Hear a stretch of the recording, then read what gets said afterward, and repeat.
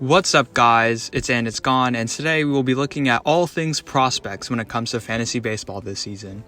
As we gear up for another exciting, thrilling year of baseball, it's time to start thinking about the players who might not be on everyone's radar, but could make a significant impact on your fantasy baseball team. Prospects are the embodiment of this philosophy, as many drafters won't draft players until they have proven themselves. However, that inherent risk that comes from the unprovenness that prospects have also gives us so much potential reward. Being the prospect guy over the last few years, this is one of my favorite videos to make. Last year, we were incredibly successful at grabbing excellent value with Julio Rodriguez, and while we were more cautious on guys like Bobby Witt Jr. and Adley Rutschman, I'm willing to live with that, as last year's prospect class was particularly excellent.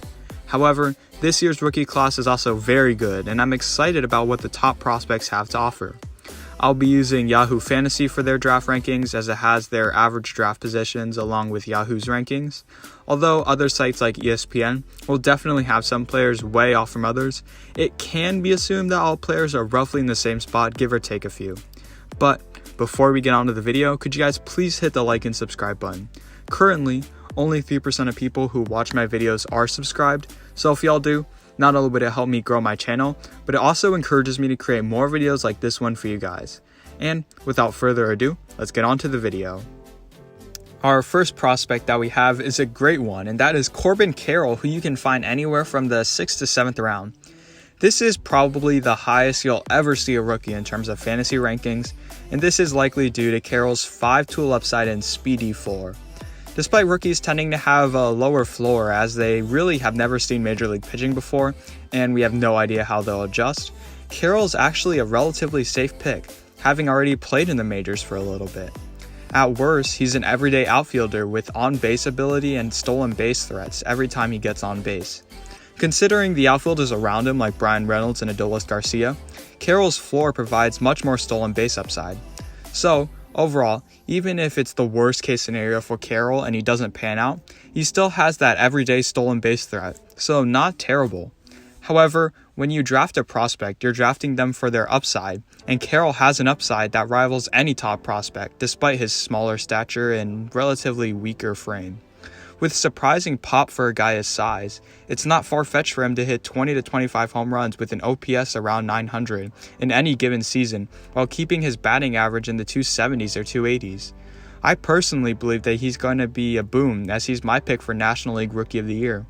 The verdict here is that if you need an outfielder and also have a need for some stolen bases, by all means draft him. Although if you do, you may want to pick some safer options later on, just to balance out the roster a little bit.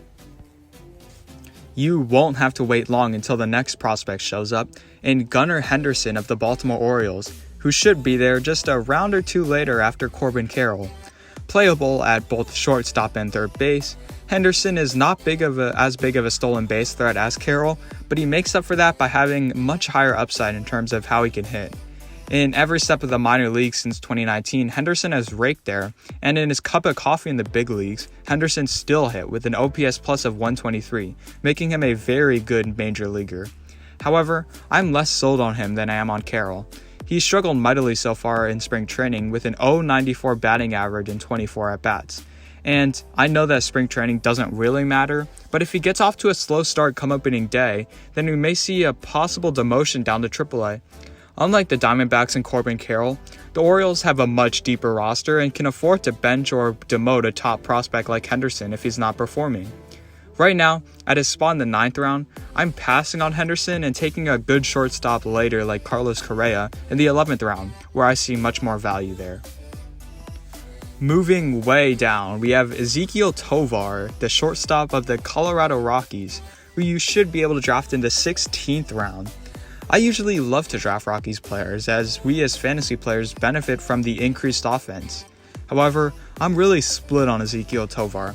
He'll probably be the opening day starter, which is a good thing, but that will most likely be due to his defense, which doesn't benefit us at all fantasy-wise. He hit really well last year in Double and AAA with an OPS of 927, but the Southwest League is one of the most hitter-friendly ballparks at Double and AAA level, and the numbers can be deceiving. Overall, the 16th round is where I draft another rookie in Masataka Yoshida, who I talked about in my Fantasy Sleeper video. But If he falls to me in the 17th round and I need another high upside play in the infield, I draft him due to the Coors Field value and upside from where he hit in Double and Triple A last year.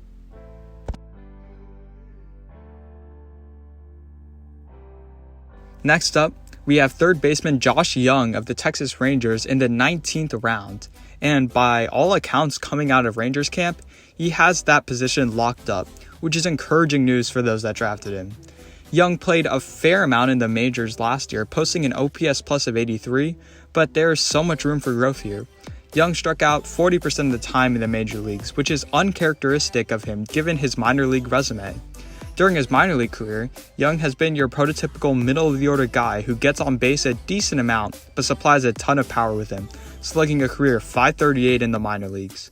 In these later rounds, power is at a premium, and Young can provide that with an upside being a 30-homer guy. He won't hit for the best average nor steal bases for you, but that just comes from being that power guy. Overall, if you have no other guys like Young who provide power at a great rate, draft him as a high upside third base play.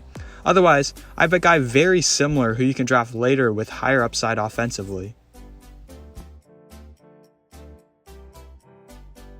Skipping over Tristan Casas, as you already know my verdict about him through my Fantasy Sleepers video, we have my favorite prospect in this draft in terms of value and Cardinals third baseman / outfield prospect in Jordan Walker. Hopefully, Yahoo updates his eligibility to corner outfield, as that's where he's going to be playing given that the Cardinals have Nolan Arenado manning the hot corner. However, Walker at pick 245 in the 20th round is a steal given his upside offensively, regardless of what his position says he is. His downside is that he's not a guarantee to make the opening day roster, but given the new CBA rules that incentivize playing prospects for extra draft picks, we have seen a new trend of teams playing their prospects come opening day. And I think the Cardinals follow that trend, and you'll see Walker on the field come opening day. Once he does get called up, whether it be opening day or not, I have no doubt that he's going to explode onto the scene given his power at the plate, and you'll regret not drafting him. Given a choice between Walker and Young, I'd pick Walker straight up, even though Young is draftable a round earlier due to Walker's higher upside. However, draft Walker at his current ADP in the 20th round right now for sure. Our last prospect that you'll find in the draft overall is Oswaldo Peraza, who's draftable one round later and may fly under all rounds entirely. With a last round flyer, I am definitely a fan of drafting Peraza as a high upside play for the shortstop position, given that he hit .306 with 1 home run and 46 at-bats with 2 stolen bases last year. Peraza has shown the ability to hit for some power while also providing the athleticism to steal some bases. I draft him in the last round if I need a high upside play at shortstop while also needing stolen bases. However, I'd have a quick trigger to drop him for a different high upside play, such as Anthony Volpe. With the other Yankees top shortstop Volpe waiting in the wings of the minor leagues, I'm sure Peraza will have a very short leash, and given early season struggles, he may end up at AAA. If that is the case, drop him immediately and draft another high upside play. Our last two prospects will most likely go over the heads of everyone and go undrafted. Given that they aren't drafted, we must keep an eye on them in their playing time and how they perform, and then draft or pick them up accordingly. Our first player is Francisco Alvarez. With the Mets having Tomas Nido and Omar Narvaez, it makes the most sense for the Mets for the long term to start Alvarez in AAA given his development. And with that information, we should pick up Alvarez or draft him in the last round to stash him in our not available slots. If he gets called up and then doesn't play or something else happens, then we drop him immediately. But if he gets the primary role, then he's an everyday catcher starter for our team that we got in the later rounds.